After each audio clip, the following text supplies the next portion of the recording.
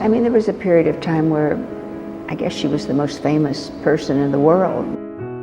Anywhere she went, there were paparazzi everywhere, and everybody wanted to talk to her, and you know, she was the golden girl.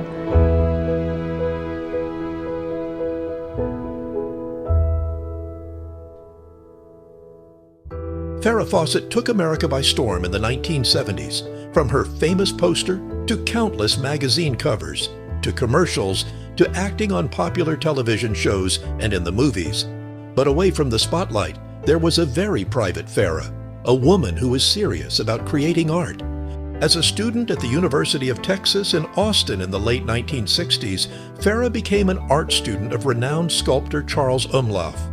Few people had been closer to Farrah and who shared her extraordinary life than her friend Alana Stewart, whose book about Farrah became a bestseller.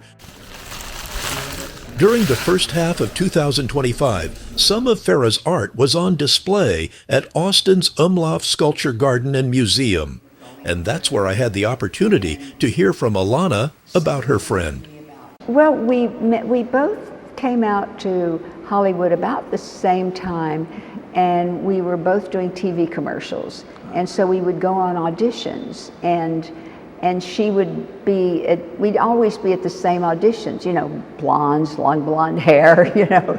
So we would be at the same auditions, and we didn't really know each other, but we would smile and say hello. And I remember thinking, I thought she was just so beautiful. And years later, when we became friends, she told me the same thing, that she would always look at me and think, oh my gosh, she's so pretty, and she's probably going to get the commercial. I think she got a lot more of them than I did. And then Charlie's Angels came along, and we weren't really friends then.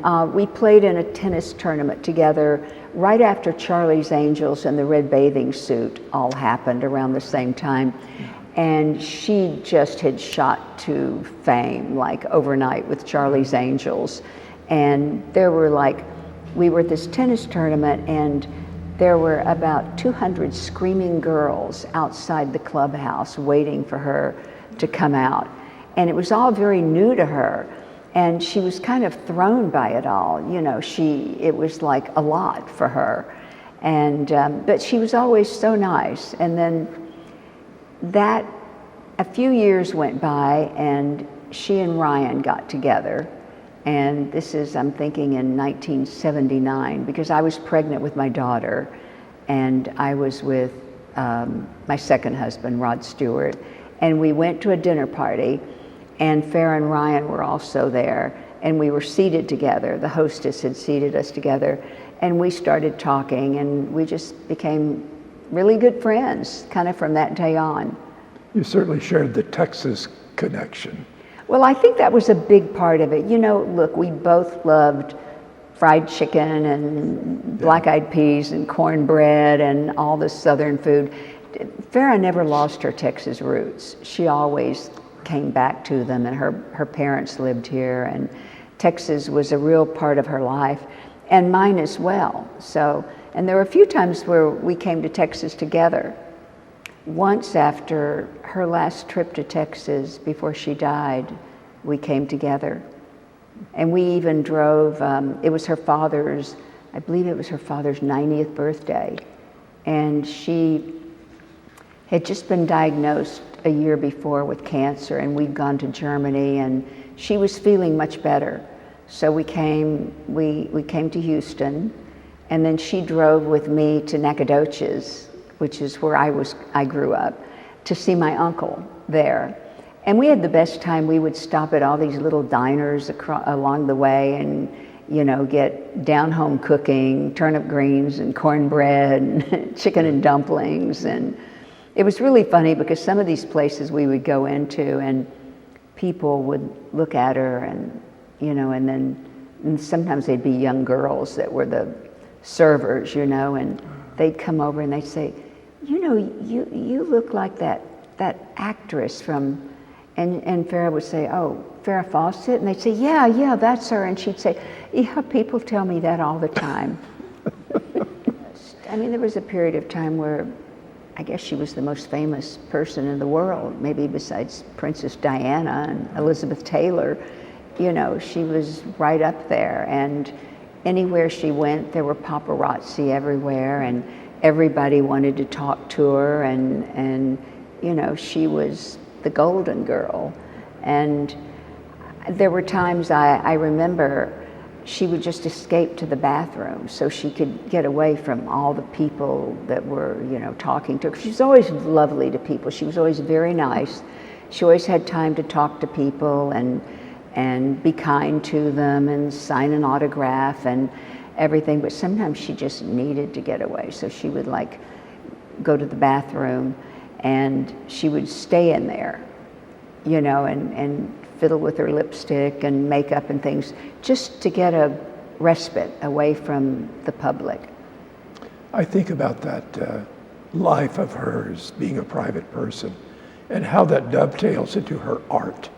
That's a world that I think many of the people who are fans and are fans today don't realize what a fine artist she was. Oh, she was wonderful. She was so talented. And I really think that was her first love. In fact, I know it was, more than acting, as far as a career is concerned. And she was going to be an artist. That's what when she was at the University of Texas and she was studying with Charles Umlauf, that was her intention. She loved art. And then she finally, you know, went to Hollywood after a lot of urging from calls from agents and things, and she decided to try it out. And she always said, though, that she loved her art because it was something that was totally hers. Like she said, you know, with a script, somebody wrote it, you have to learn the lines, you have to speak someone else's lines, you have a director who you're collaborating with who's directing you to do it a certain way. But the art was just hers. From start to finish, it was all hers. And she loved that. It was where she was the most creative. Mm-hmm.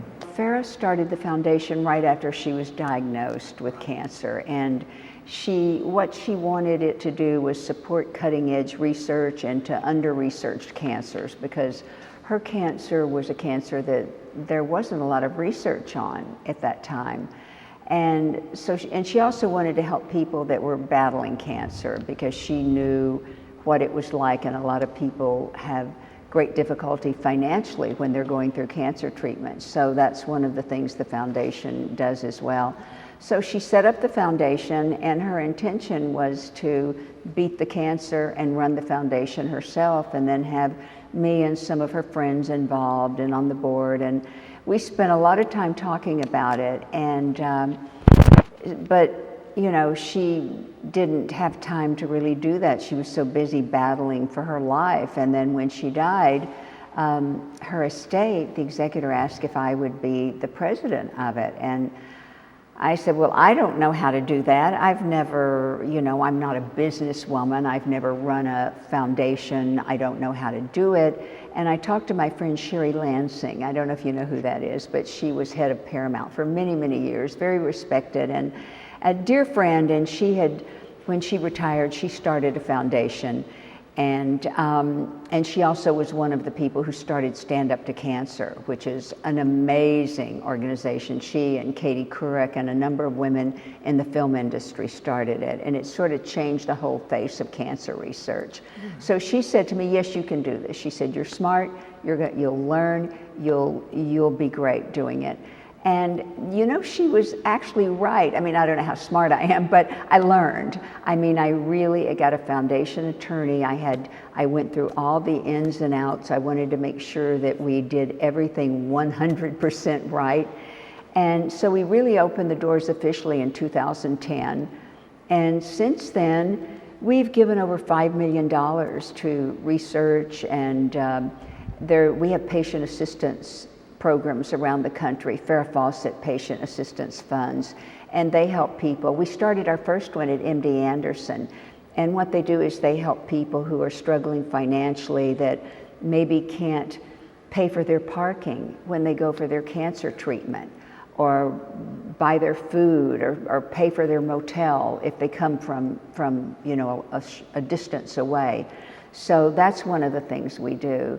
And that was one of the things Farrah wanted, and that's part of our mission, to support cutting edge research. And Farrah had anal cancer, and it metastasized to her liver, and she had 9 tumors in her liver, and that's when we ended up going to Germany for some of their treatments there.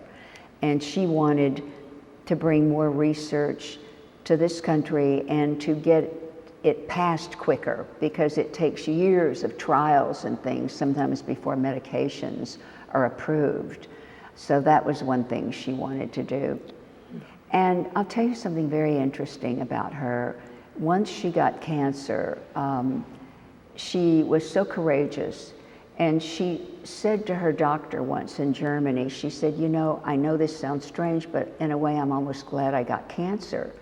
And her doctor said, well, why would you say that? And she said, because now I know I can make a difference. Yeah. And that was really what she wanted to do. She wanted to use her battle to help other people and to make a difference. And she did. Yes, she did. She brought so much awareness to it, and people were so embarrassed, some people, to say that they had anal cancer because it was kind of a stigma. And she came out with it and did the cover of People magazine, and she just got so many letters. I mean, she got thousands and thousands of letters thanking her for coming out and talking about it and giving people courage, and you know, she was such a fighter, and that was her motto: fight the fight, you know, don't give up, don't exhaust any avenue of possibility for treatment. And that's really what she did. She had a very public fight. Yes. With cancer. Such courage that must have taken. Well, she was such a private person too, you know, and she hated the tabloids and all of that, and they were always coming out with headlines saying Farrah Fawcett dying, and she would just, that infuriated her, you know. She'd say, no, let's go out, and we're going to go out and we're going to do some film, and we're going to do some pictures and things so people can see I'm not dying, I'm very much alive, I'm very much in the fight. And when we first went to Germany, she handed me her little camera, her little handheld camera, and she said, will you film the doctor's meeting? And I said, I don't even know how to use this thing.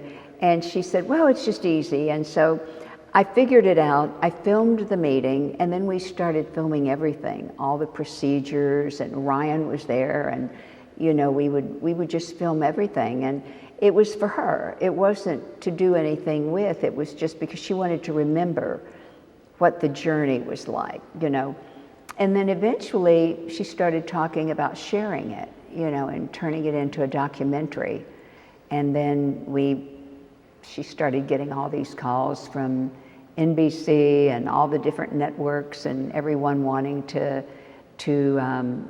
buy the footage, the film, and have it done into a documentary. So she decided to do it, but she was going to oversee it. So we all were very, very hands-on.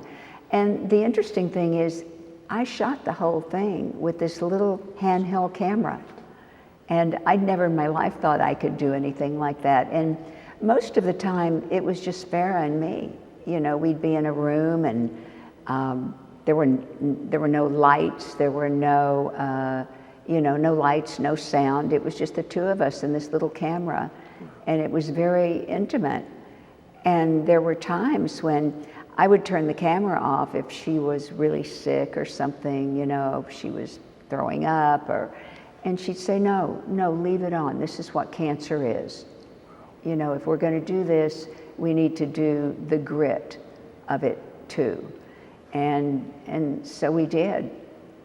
So much honesty from her to be willing to do that. So much honesty, and for someone like her, who was such a beauty, who was renowned for her beauty and her hair and everything, to go through that process of just no makeup, naked completely, you know, raw emotions, and to really do that was so courageous of her. And it turned into Farrah's story, which was nominated for an Emmy, and she was very proud of it, and she was very happy that she had done that, because she felt like it was going to help people. And when they asked me to take over the foundation, and I, as I said, I had some doubts, do I really know how to do this? But I felt like she would have wanted me to, and I felt like it was a way of keeping her legacy alive and helping her to use her cancer that took her life to do something to help other people and to do something bigger in the world. And I think that's what we've been able to do with the foundation, and I'm actually really very proud of it. And I don't say that about a lot of things I've done in my life, but it is something that I can look at and go, I really have given it my very best, and I think we've done a really good job.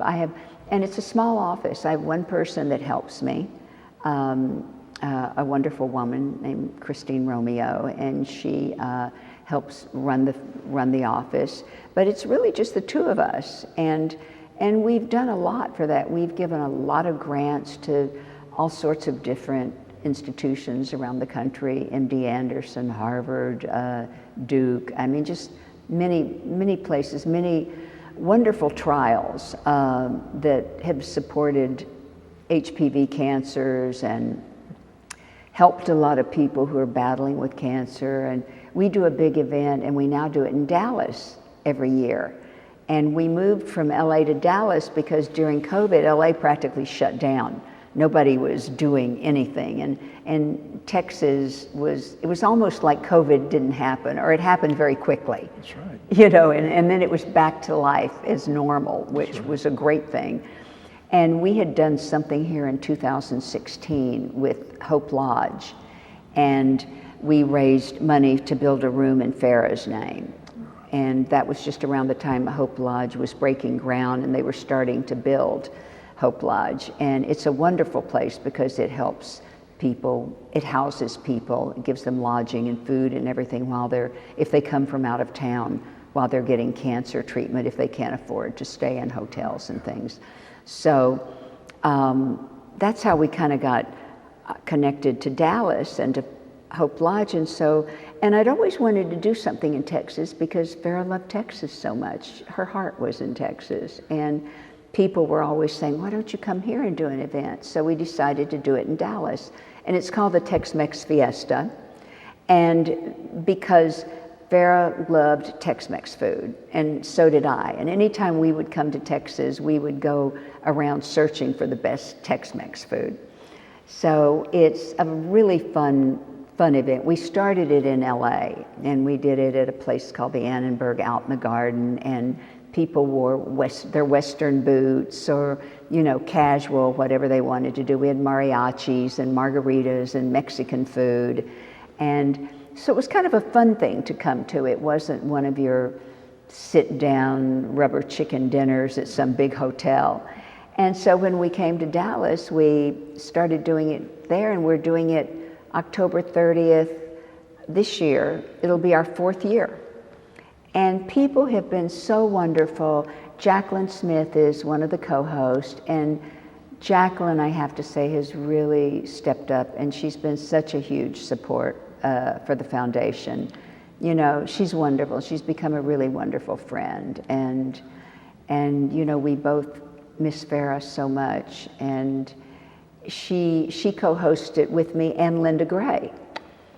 And so Linda comes back to Dallas every year with us and co-hosted, and we have some celebrities that fly in from Hollywood for it. And George Hamilton came the first year and emceed, and he's come the last 2 years, and people really enjoy him. And so we get some really interesting, fun people that come from California, and people really seem to like it. It's casual, it's fun, it's 300 to 400 people. We had Winona Judd perform last year, And she was amazing. I mean, she was fantastic. Not sure who we have yet this year, but I think we have somebody very exciting. And we raised a lot of money.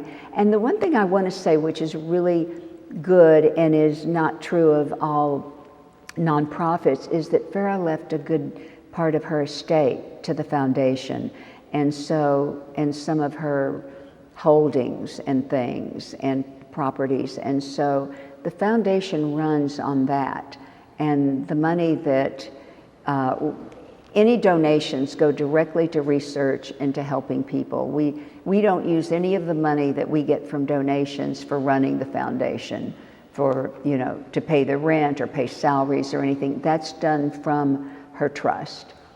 And so that's something I always like people to know. So if they give $1 to the foundation, that dollar goes straight to research and to patient assistance funds. It doesn't go toward the running of the foundation. That's terrific. She really thought it out very carefully, the way she did it, and we're very lucky. We don't have to fundraise to exist because we still have enough money to give away a good-sized amount of money to research and everything every year. But when we do events and things, then we raise extra money so we can give even more. Was she a complicated person? I think she was a very complicated, simple person, if that makes any sense, because she was very down home. We were very much alike. I mean, very practical, very, she could see through things really easily. She saw something, there was a problem, this is the way to solve it. She was very practical, and yet she was complicated inside. I think when she didn't appear that way on the outside, but I think she had everybody has their demons, I think she had hers, but she was a kind person. She was always kind, and she was always a very loving person, and she also had a temper. She had a Texas temper that if you just pushed her, you would see it. She was stubborn, she was hard-headed. That may be something we didn't know about her. Well, a couple of things. I think I already mentioned she had a great sense of humor, and she was very funny, and she was fun to be around. I mean, she was really, everybody loved being around her because she was fun. I mean, if you did, anything we did together was always fun. She made it more fun. And she was also very smart.